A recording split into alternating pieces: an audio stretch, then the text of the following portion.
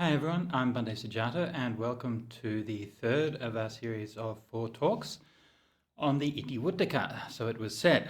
And for this week we're going to be looking at the Book of the Threes. Now the Itivuttaka, to briefly recap, is one of the short texts in the Buddhist teachings, a collection of Buddhist teachings known as the Tripitaka, or in Pali, the Pali canon. And it is a collection of short, simple discourses which were supposedly, according to the tradition, were taught to a group of laywomen within the palace of the king of Kosambi called Udena. And the laywoman Kujutara memorized these, and they were passed down and learnt by the monks from there. The discourses are collected or arranged according to numerical sequence. So the ones, the twos, the threes, which we're up to now, and the fours. Of course, in that respect, similar to the Anguttara Nikaya, which follows the same pattern on a larger scale, and indeed that there are a number of collections of Buddhist scriptures which are organized in similar ways. It's one of the fundamental principles of organizing Buddhist texts, especially shorter Buddhist texts. The other one of those principles is the organizing things according to topic, and I call these the Samyutta principle and the Anguttara principle. Now, just a sort of brief discussion of that principle of organizing things. In our discussion last week, I mentioned the fact that, in my view, it is often the case in modern discourse, especially discourse on the suttas, that the discourse is driven by a very, very rationalist perspective. And I sort of express this by saying that a lot of the times people who are analyzing suttas come from a background in engineering, rather than my own background, which is literature and philosophy. Of course, it's not to say that there's anything wrong with that background. Hi to all the engineers out there. That's great, I respect what you do, but it's not what gives you a specific training in reading literature with all the nuances that it has. And one of the things that reading from a literary perspective gives you is it gives you a sort of an eye for the nuance and the subtext of things. And I believe that the role of numbers within Buddhist scriptures is one of those subtexts.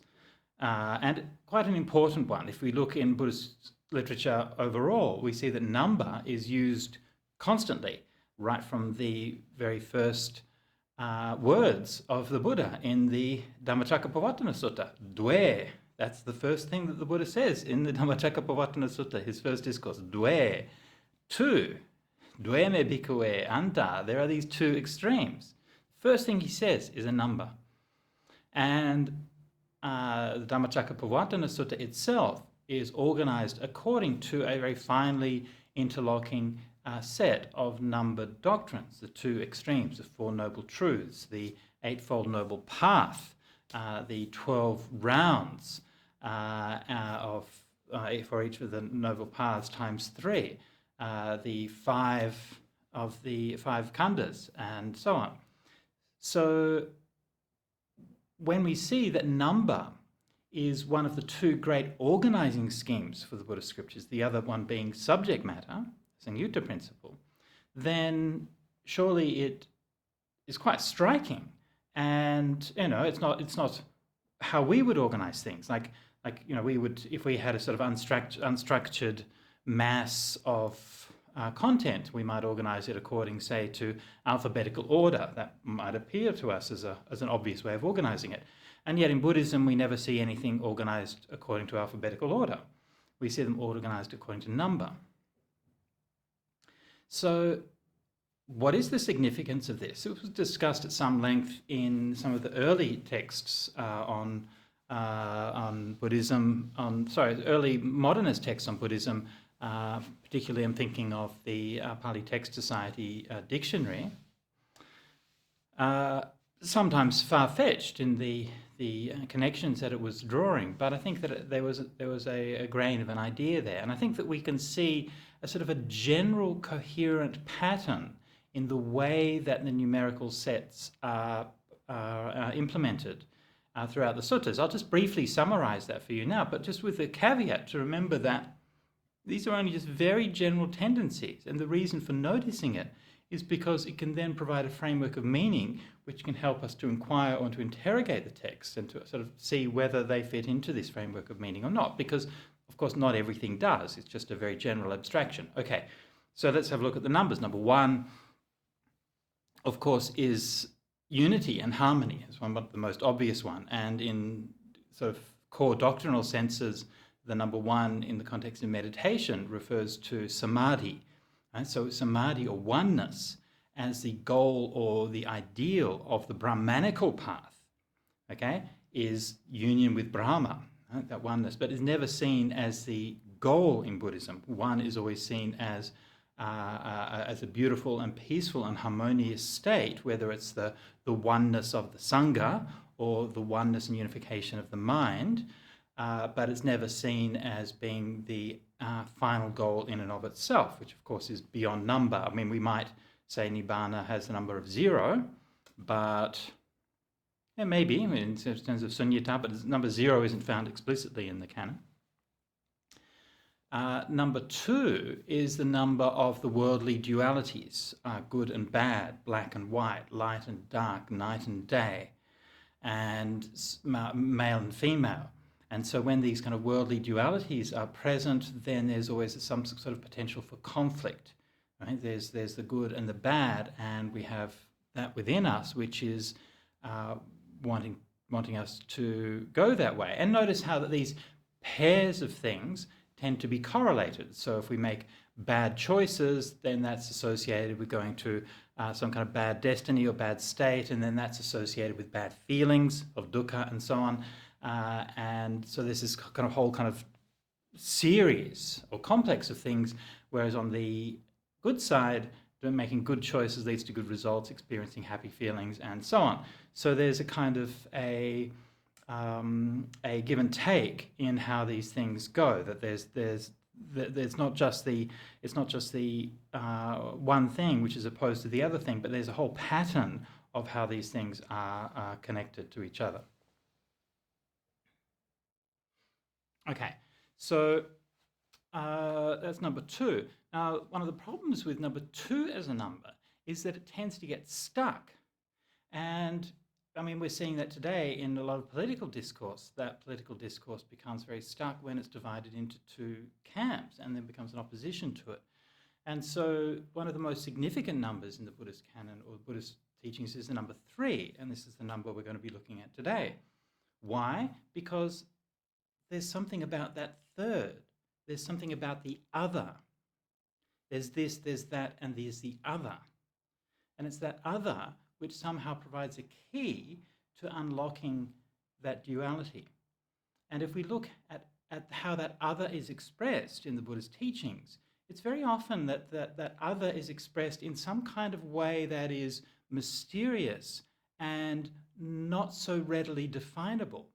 And so the existence of that mysterious and not so readily definable idea or phenomenon helps us to break our mind free from the dualities of good and bad, black and white, and so on. And some of the examples of that might be painful feeling, pleasant feeling, and neither pleasant nor painful feeling. Good actions, bad actions, and the Buddha talked about the 3, punyakiriyavatu, apunyakiriyavatu, and anenja, imperturbable, good, bad, and imperturbable. There's something mysterious about that. What exactly does imperturbable mean? There's even more straightforward sets, like say something like anicca, dukkha, anatta, impermanence, fairly straightforward, right? Suffering, again, fairly straightforward. Not self. What does that mean? Not self, right?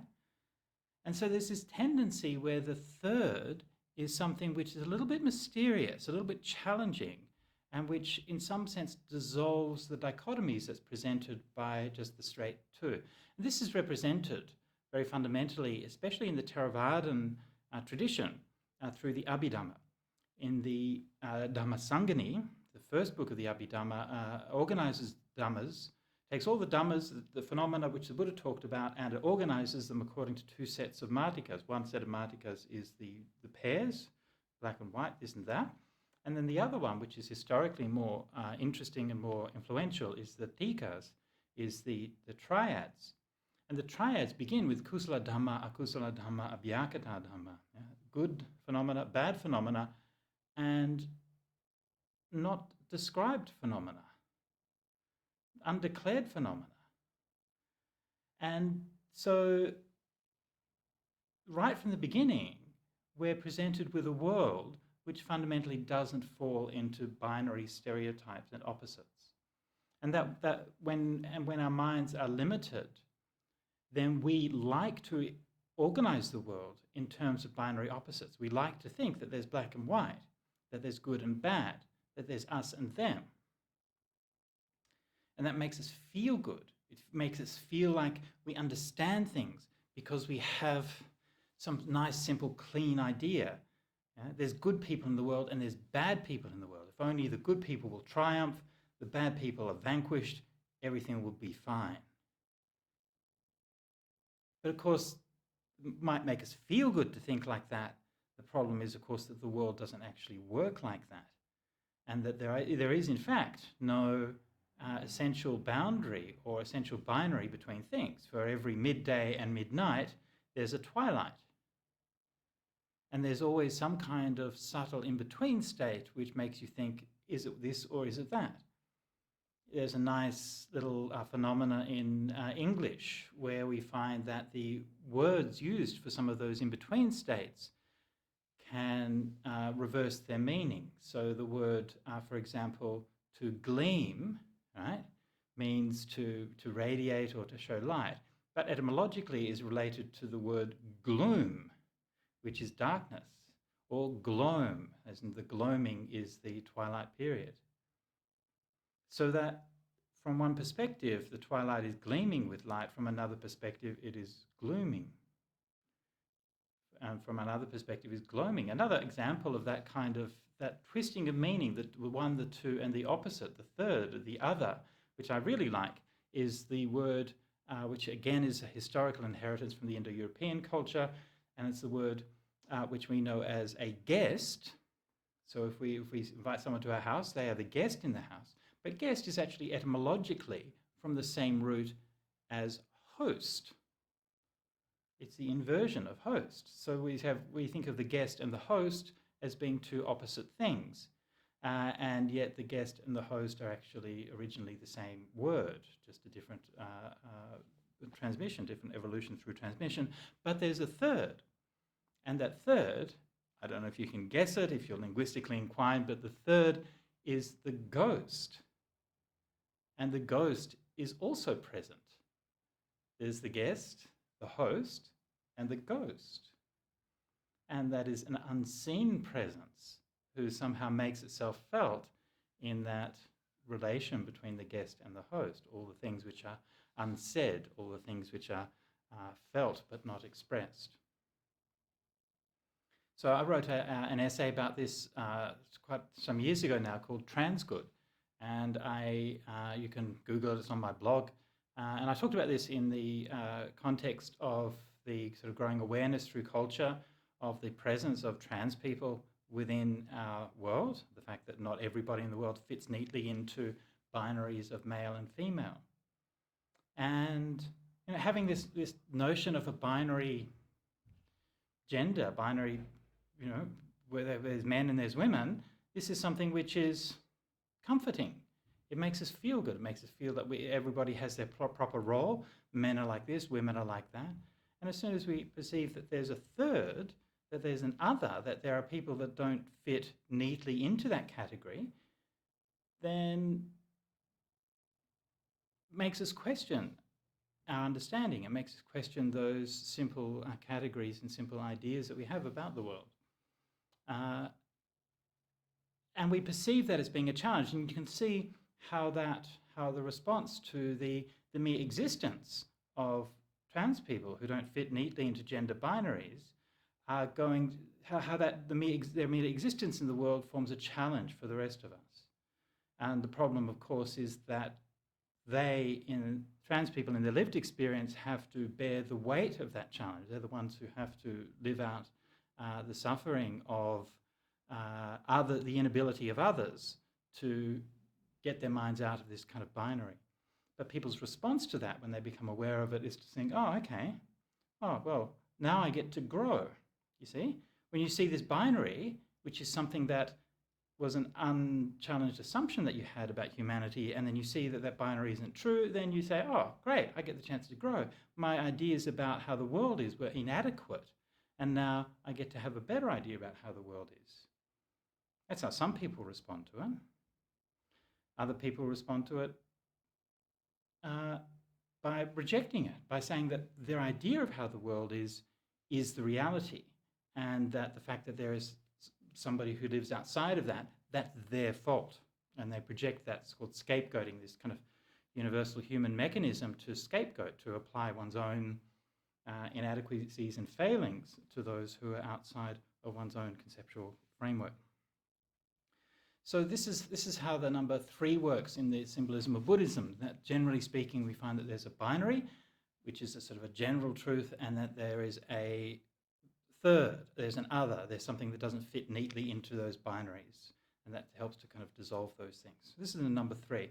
The number 4 is a higher order symmetry. So the number 4, going briefly just through the other numbers, so the number 4 symbolizes so things like the 4 Noble Truths, of course the most characteristic number in Buddhism, and there's like a perfect symmetry and stability to the number 4. And in many ways, often the number 4 represents the entire encompassing world, like the 4 directions or the 4 Brahma Viharas. So the world and everything in the world is perceived as being symbolized by the number 4. Number 5, basic symbolism of the number 5 is the hand. And I've talked about this many times, but the symbolism of the hand is divided into 4 plus 1. Okay, so we don't find groups of 5 that divide into 2 plus 3. How would that work? Just trying to get my fingers to work.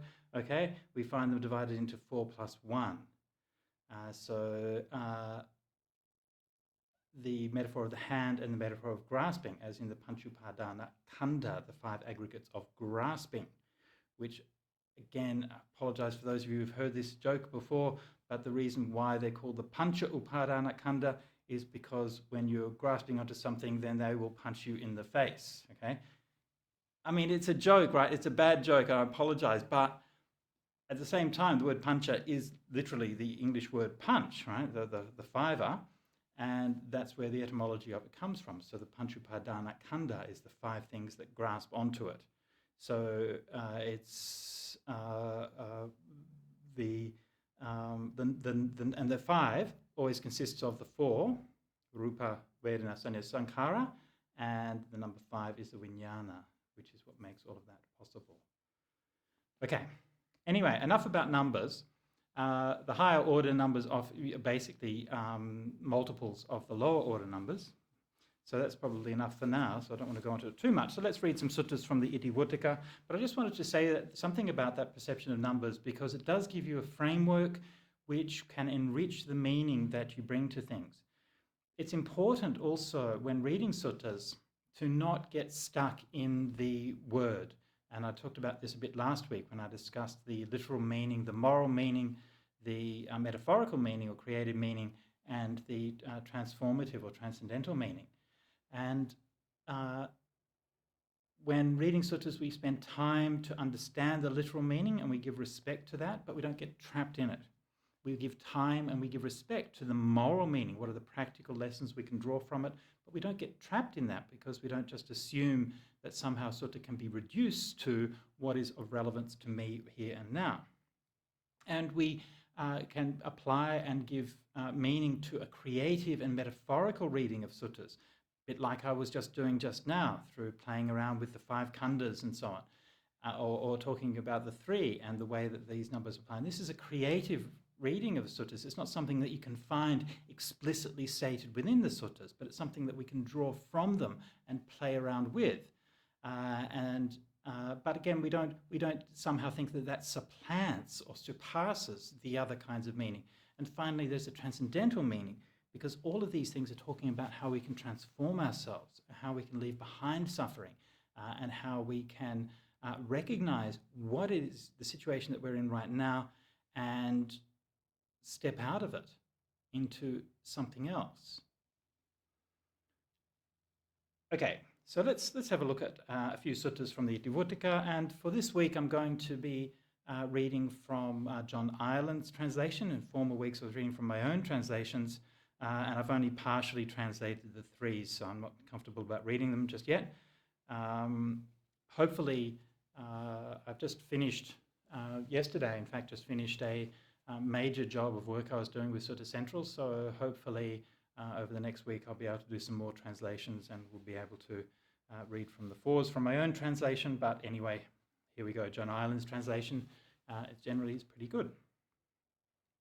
Okay, so the first one I'm going to look at is Itivuttaka number 83, the 5 prognostic signs. This was said by the Lord.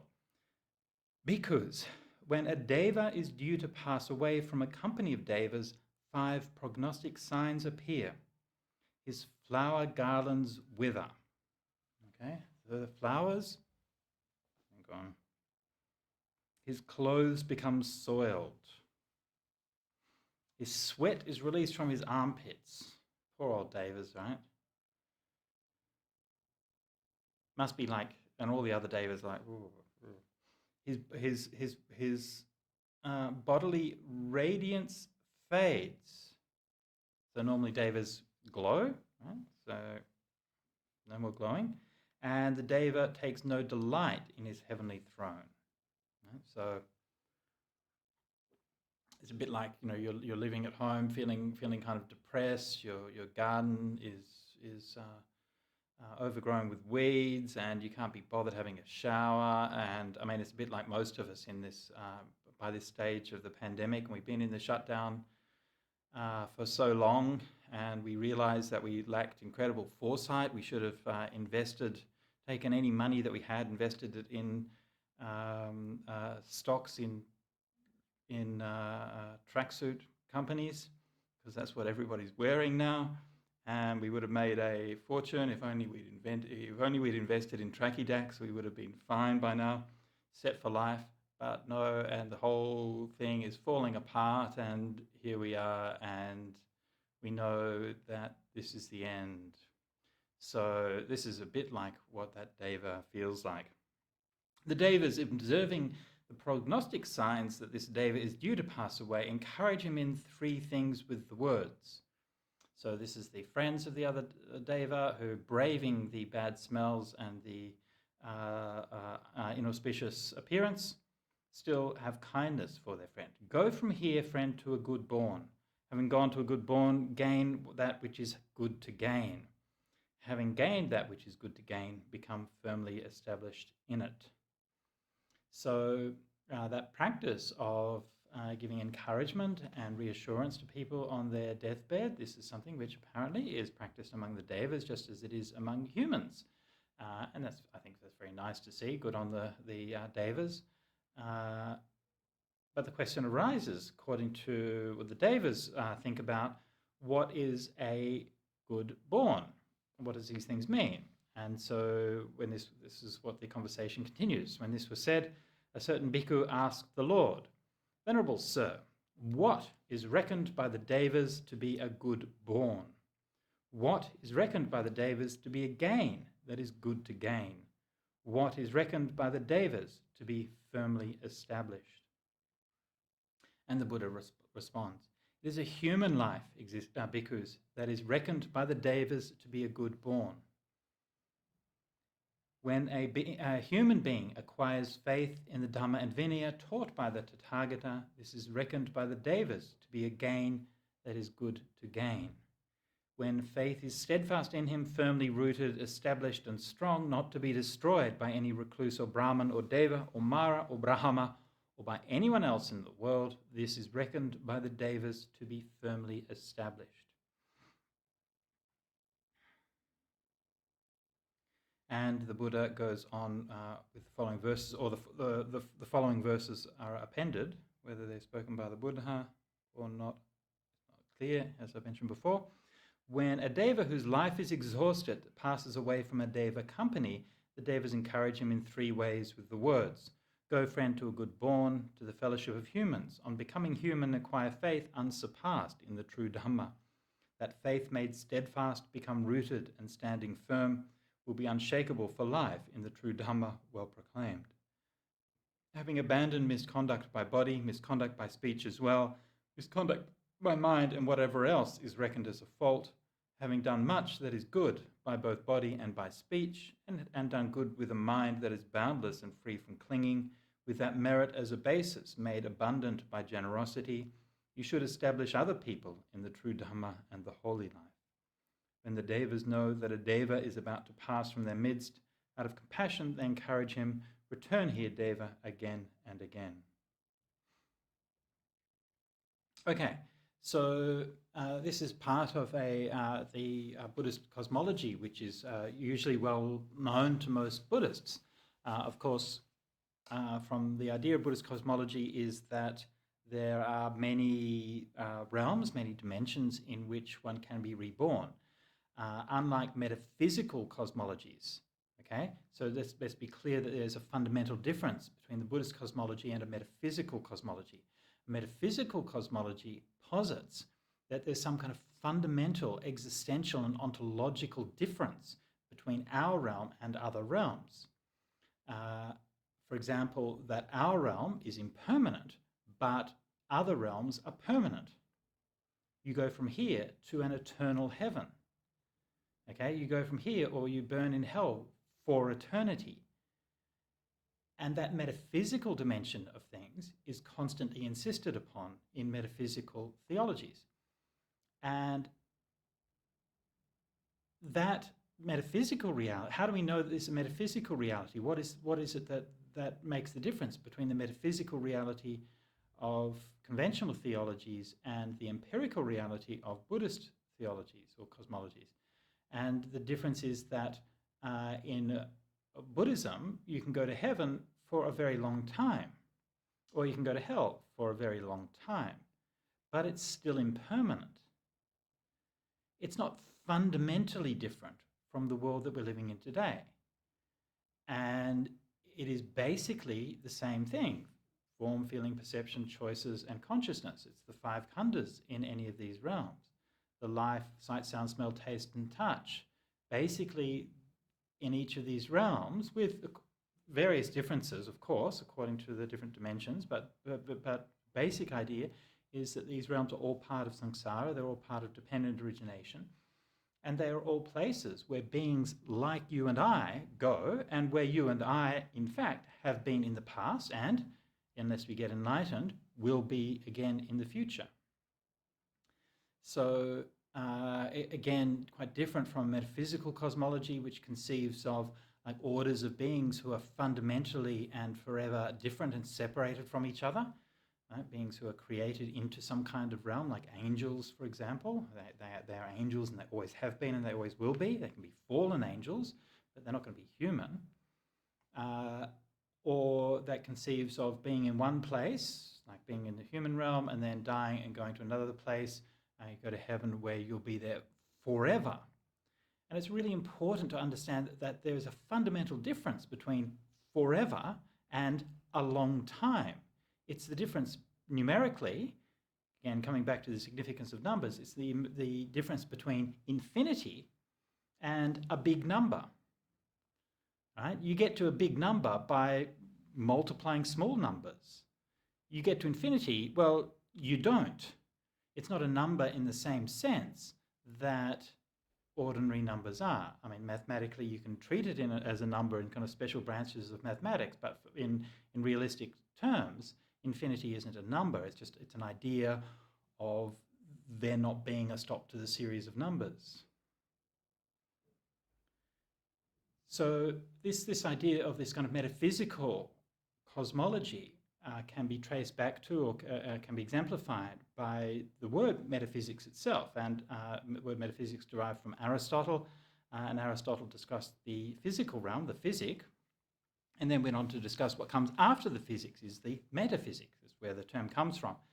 And one of the problems that Aristotelian science had was that things down here fall down. Leaves fall out of trees.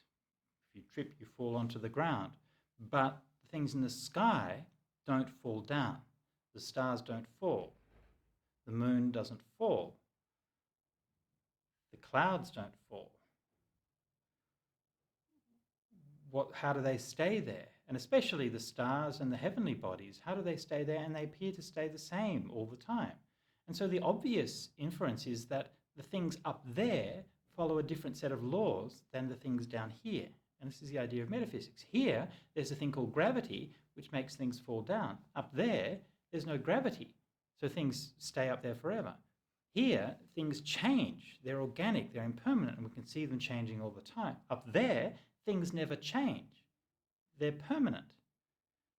They're eternal, they last forever. Things down here is where humans live, things up there is where gods live. So this is this idea of metaphysic, and that's why this idea that there are two fundamentally different domains with the different laws that apply to them.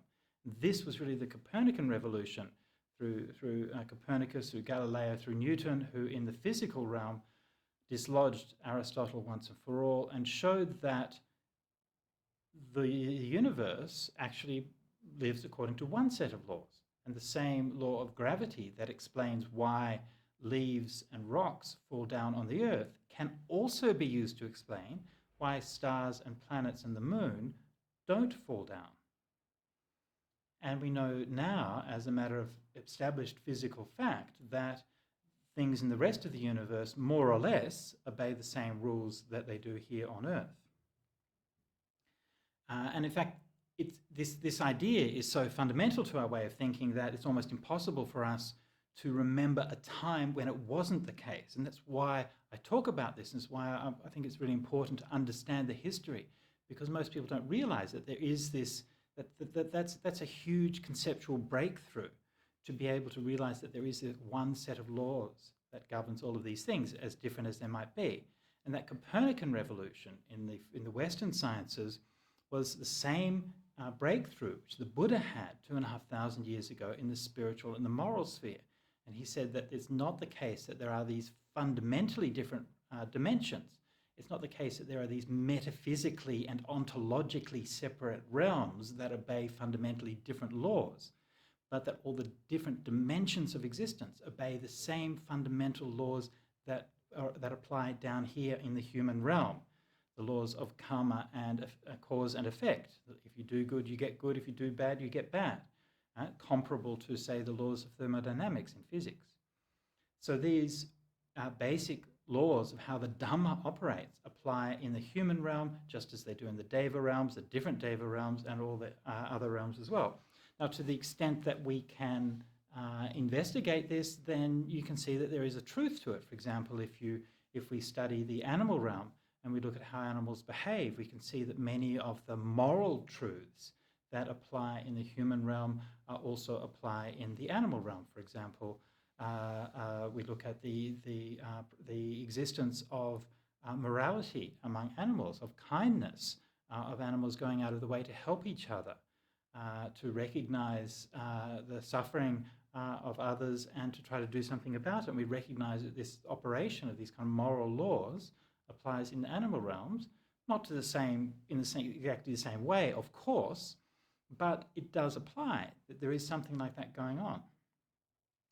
So there's not a fundamental metaphysical gulf between the human realm and the animal realm, which means that we can identify with the suffering of animals.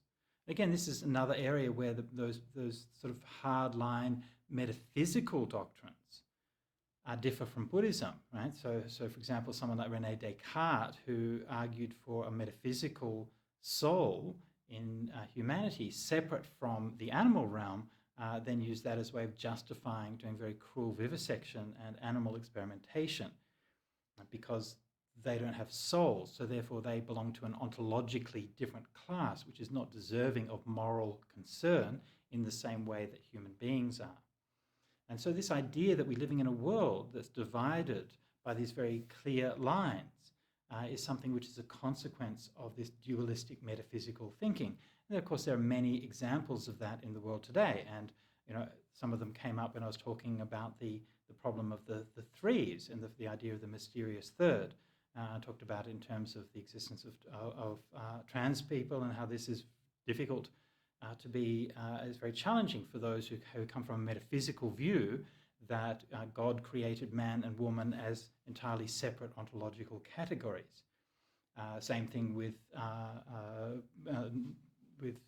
differences in people's sexuality and expressions of the sexuality, gay people, lesbians, and so on. This also is very challenging, or the existence of people who would prefer to live in non-binary relationships, people who like living with, in polyamory in various kinds of forms. This is something which is very hard to handle once you've accepted that fundamental metaphysical divide. There are many other cases of that as well. Another important case is the morality of abortion. And the morality of abortion, from a metaphysical and theological point of view, you're either a human being or you're not a human being. It's as simple as that. There's a clear-cut line. If you possess a soul, you're a human being, and to terminate a pregnancy after one day after conception is morally exactly the same as the deliberate murder of an adult human being. Right? This is where these kind of absolutist metaphysical ideas end up with. Right? Whereas from the Buddhist point of view, we have an empirical idea. We say, well, there isn't actually a fixed dividing line between a sperm and an ovum and a fully grown human being. It's a process, it's a growth, it's an evolution. And during that process, yes, at a certain point over time, then our degree of moral concern shifts and evolves, and we can't necessarily pin that down in a hard and fast way that's going to be satisfactory for all comers. And so people want to make laws which are going to govern this in a very binary way, but the actual moral situation doesn't warrant those kinds of laws. And one of the things that you see about these kinds of situations, this idea of applying binaries to situations that are inherently fluid, is that they always end up with creating suffering. And they end up creating suffering among those who are least able to bear it, that is, among those who are weak, powerless, or voiceless. And so always when we find ourselves getting caught into these kinds of binaries, then we need to sort of take a step back and to realize, oh, actually, that there's always something else. And so this is what the Buddha is doing here with this distinction between gods and humans, right? There's, seemingly a fundamental distinction that there is gods and humans. And so the binary mind wants to say, well, these are either two completely separate things. The binary mind also then wants to say, well, look, I'm now scientific and rationalist. I don't believe in those other realms, therefore they don't exist, right? So it's either or. It's either this and that, or this and not that. These are the kind of two binaries. Somebody who's interested to challenge themselves and to grow in their understanding will start to question, well, actually, what really is the meaning of these binaries? Are these things that we think of as so separate really as separate as we imagine? Now, clearly, in terms of describing these different realms and these different states of being that the Buddha was drawing upon and reflecting in creative ways motifs and languages and ideas that were present in the culture that he had at the time. But that doesn't mean that he was just sort of mindlessly restating the dogmas that he was apparently too stupid to be able to question. Okay? In the Itivuttaka itself, in the chapter of the threes, there is a number of suttas where the Buddha states quite unambiguously that he doesn't talk about these things because he's learnt it from any other samana or brahman, right? In other words, he specifically and explicitly and repeatedly states, I'm not saying this because I've inherited it from somewhere else. I'm saying this because I have seen it for myself. And yet modern and supposedly rationalist critics of these points of views will say, well, the Buddha was just he was just stating because everybody believed in karma and everybody believed in these things. Of course, a historian would know that this is simply not true. Not everyone believed in those things. And there was an active and vibrant discussion of the reality and the status of these different realms in the Buddha's time. But the fact is that the Buddha's teachings on these things is somewhat subtle and somewhat nuanced and somewhat challenging. The basic idea is that there are vast and weird and unbelievable different states that we can go into, and that life can manifest in all kinds of ways that are beyond our comprehension. And that is, I think, a truth that is kind of exciting, but also kind of terrifying. And it's kind of meant to be that way. The belief in other realms is not meant to be something that is reassuring. It's meant to be something that's kind of disquieting, because there's a huge big unknown there. In terms of the details of the descriptions of these things, are we sort of required by some dogma decreed from above to take everything in 100% literal way? Of course not, right? We're not, nobody's insisting that you believe that there are literally flowers in the heavenly realms. I mean, maybe there are, I don't know, I've not been there, or if I probably have, but I can't remember. Maybe there are flowers, maybe there aren't. Maybe this is a creative and metaphorical way of telling the story. Who knows, right? But I'm not dismissing the fundamental idea here because of questioning of the details of the application. So let's recognize the limits of our own knowledge.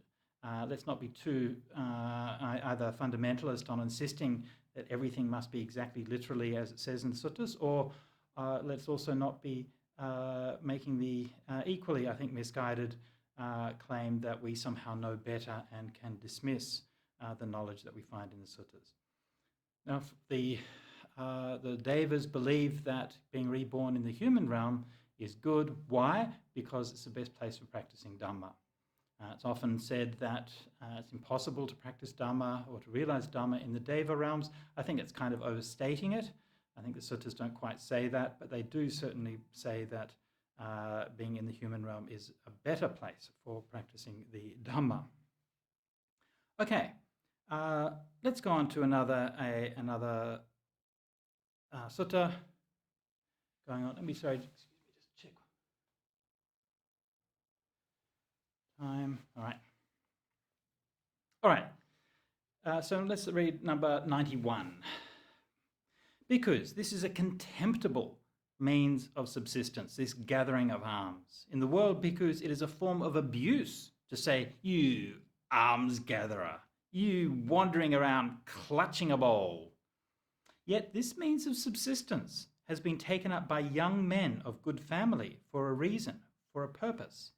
And just to very briefly comment on this idiom that Ireland is translating here as young men of good family. This is the word kulaputta in Pali, and I think that's quite a good translation. These days I translate it as gentleman, and Bhikkhu Bodhi has it as clansman, which I feel is a little bit unfortunate in its connotations. Like if you Google clansmen, you either get guys with white robes and pointy hats, or Irishmen with beards and kilts. So no, that's not really what it means. The idea here is basically similar to what we would think of with the English idiom of gentleman, is basically or young or men of good family, is the better kind of society, is the kulaputta. It does seem to be a gendered term. We find kuladhita occasionally, as in daughters of the family, but only when it's used in a kind of a literal sense to refer to the actual daughters of the family. So I think kulaputta is one of those words, which again, a bit like a gentleman, is kind of a gendered term. So that's why after some deliberation, these kinds of things are difficult to translate well because they refer to cultural constructs that are not necessarily directly equated with things in our world. But I think, anyway, that's the basic idea here. So, and you can see that meaning is actually apparent in this sentence, right? So this is actually kulaputta have gone forth for a reason, for a purpose. They have not been reduced to it by kings or by robbers, nor by because of debt or through fear or from loss of an alternative means of livelihood. Right? So again, this idea, the point of using the word kulaputta in these contexts is to say that that these are people who have a choice, they have a good life. They could be doing something else which is valued in the world, but they've chosen to do this life, this contemptible life of a beggar. But with the thought, we are beset by birth, aging, and death. I should also just note the word jara in Pali, which is in older translations often rendered as aging, in fact should be rendered as old age. Old age and death, by sorrow, lamentation, pain, grief, and despair, overcome by suffering, afflicted by suffering. Perhaps an end can be discerned of this whole mass of suffering. So this young man of good family has gone forth into homelessness, but he may be covetous for objects of desire, strongly passionate, malevolent, corrupt in thought, unmindful, uncomprehending, unconcentrated, of wandering mind and uncontrolled faculties, just as a brand from a funeral fire, burnt at both ends and in the middle smeared with excrement, can be used as timber, neither in the village nor in the forest. So by such a simile do I speak about this person. He has missed out on the enjoyments of a householder, yet he does not fulfill the purpose of recluseship. Right?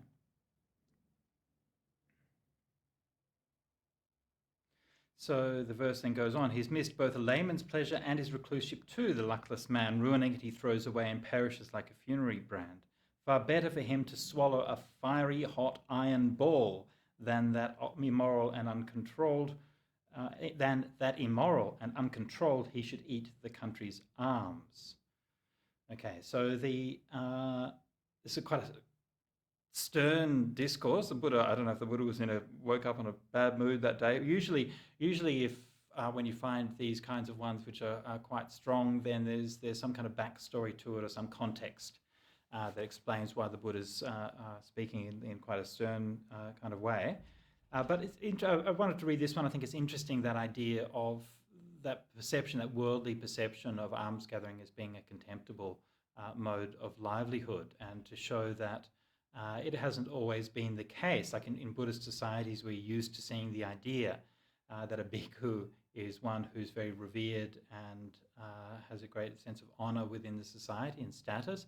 And we see that a lot of people become ordained seeking that honor and that status, or if they're not seeking it when they ordain, then it's very easy to become corrupted by it. We see Buddhist cultures full of all of these embarrassingly pompous titles and hierarchies and levels and all of these kinds of things. And all of that is a load of nonsense and is completely against the Dhamma and against the Vinaya. The Buddha did not set up any hierarchies. He did not appoint any titles. He did not say that these people are going to be ruling over you or anything like that. The purpose of ordaining is to seek an end to sorrow, lamentation, pain, grief, and despair. And we should be humble and to accept what the world gives us. And we see this, I think, as unfortunate consequence. I've seen it many times in monastics, that there is this kind of assumption of status and of the honor which is due to you. And sometimes when a monastic behaves in an ordinary kind of human being way, that this is seen as being something that's remarkable. I'm just thinking about this today because I got a message from a friend from Europe, and we're having some kind of discussion. And on one of my recent retreats in Europe, at the last day of the retreat, we had to clean up our rooms. And this particular person who'd been doing the retreat had been one of the volunteers and helping out, been doing quite a lot of work, and was also a person who was not as young as they once were. And so when it came time for cleaning, I'm like, okay, I'll clean your bathroom and these kinds of things. So I just went in there and did some cleaning and so on. And then they just emailed me today and said they were just so amazed by this, to see a senior monk actually doing this kind of work and that. And I'm like, just being a human being. One of the good examples that I had from that was a story that was given once by Venerable Kesari Dhammananda, the former chief priest in Malaysia and Singapore. And he He told a story where he was in the airport one time, and there was a lady at the top mezzanine level, and she dropped something, a scarf or something like that, fell off down below, he picked it up and got on the elevator and brought it up and gave it to her. And she's like, I didn't know that you monks were allowed to do that for especially as I'm a woman. You're allowed to help me and touch my things. And he just laughed and said, I didn't do it as a monk, ma'am. I did it as a human being. And so we should always remember that being as monastics, that it's not about having that sense of status and that sense that we're better than other people, but being a monastic is an honor, which is something that we should be very humble about, and it should be our job to serve, not to demand. All right, let us look at a few other cases, a few other suttas. Okay, probably only got time for one more, so let's have a look at one more. This is number 94, investigating. Bhikkhus, a bhikkhu should investigate. So investigate that as he investigates, his consciousness is not distracted and diffused externally, okay? Internally is not fixed, and by not grasping anything, he should remain undisturbed. Oh, sorry, by the way, I should note that in the previous sutta, there was no obvious three in that sutta. And there's no kind of really obvious pattern, but it seemed to be, the three seemed to be the household life, the lay life, and the one who fits into neither of those things. Again, this kind of mysterious other is the third. In this one, the three is consciousness is not distracted and diffused externally. I think we're all familiar with that one. Internally is not fixed. I'll come back to that. And by not grasping anything, he should remain undisturbed. So this again is that sort of somewhat mysterious third, right? The other. If his consciousness is not distracted and diffused externally and internally is not fixed, and if by not grasping anything he remains undisturbed, there is no coming into existence of birth, aging, death, and suffering in the future. When a bhikkhu has abandoned the 7 ties and cut the cord, his wandering on in births is finished. There is no renewal of being for him. In other words, there are no future lives for him. Okay, so this is a nice presentation in terms of the threes. The first one is fairly obvious, right? That getting distracted and diffused externally. We've all, if we sat in meditation, we've all experienced that. That's the number one thing that happens in meditation. And mind goes everywhere, thoughts, past, present, future, and so on. And so this is like an immersion in the world of manyness, right? Nanata, right? The world of diffusion, of papancha, of all of the different sight, sound, smell, taste, and touch, the desires for those things, the aversion to those things, all that kind of world. So we meditate to find stillness, and we meditate to find peace, but then the mind can come inside and become stilled within. That's what we call samadhi. And so here the Buddha is saying that the mind does not become fixed, right? So the idea here is that one can become fixed or can become stuck internally. Now, the reason I wanted to mention this sutta is because in modern meditation discourse, especially in the Vipassana Vada or the Vipassana doctrine, the idea that you will become stuck in samadhi is like this kind of huge theme. Don't practice jhanas because you'll get attached to the pleasure of it, you'll get stuck in there, and so on and so forth. And it's this kind of huge thing. And it isn't a huge thing in the suttas, absolutely. You find the Buddha teaching jhanas and samadhi constantly throughout the suttas, and never, not one single time, does he ever say, don't do it because you might get attached to it. Never once does he say it's dangerous. Never once does he say the pleasure of samadhi is something that you might get attached to. However, it is true that samadhi is not the goal of practice. It is a stage along the goal. So if you remain stuck on that, if you stay at that point and do not progress further, then you are not fulfilling the goal of the holy life. It's not that there's anything necessarily bad about it. Right? It's still better to be stuck in samadhi than it is to be with your consciousness diffused and distracted externally. But it's not the final goal. And so this is the point here. This is why it's expressed, not in terms of saying that this is something that's dangerous or something that's harmful or something you should avoid. It's expressed in terms of saying it's something that you shouldn't stop short with. That's all. So how do we not get stuck? Well, by reflecting on the impermanence of that state, by understanding that it's not self, by understanding that it's something which is produced by conditions, and by seeing through it. And when you see through it and see beyond it, then your mind will let go of grasping.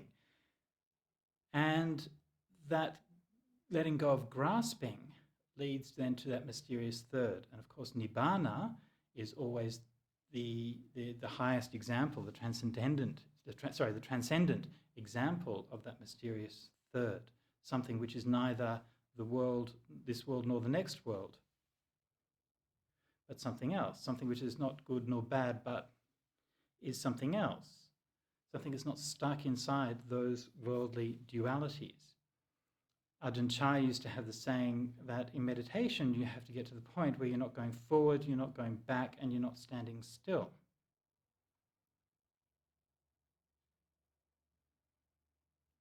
And it's these kinds of sayings and these kinds of ideas whose purpose is to break the mind out of dualistic thinking. And as long as we're stuck in those binaries of one and the other, good and bad, light and dark, day and night, male and female, then we're going to be stuck in samsara. And the idea of hope in Buddhism, if we can be so bold as to use the term, the Buddha himself didn't use the word hope, but the idea of hope in Buddhism, or perhaps better, faith in Buddhism, is that, in fact, these worldly dualities are always wrong.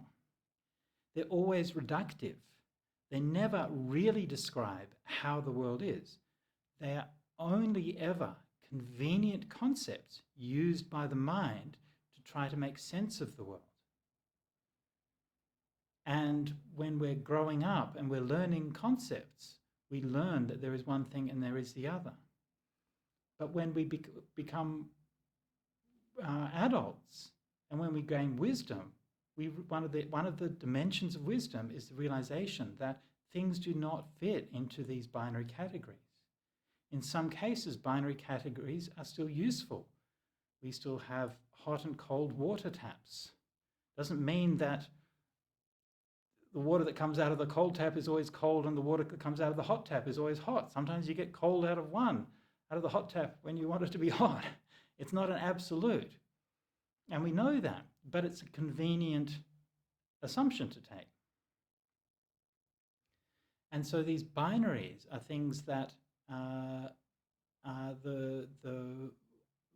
wiser we become, the further we progress down the path, the more that we become sensitive to the way that the unexpressed, the avyakata, the other, the third, is showing us a path which is something which is outside of those binaries.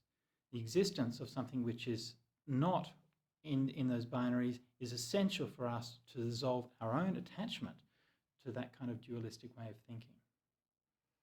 So this is a kind of a framework or an idea that you can bring to teachings, especially teachings which have the number 3 in it.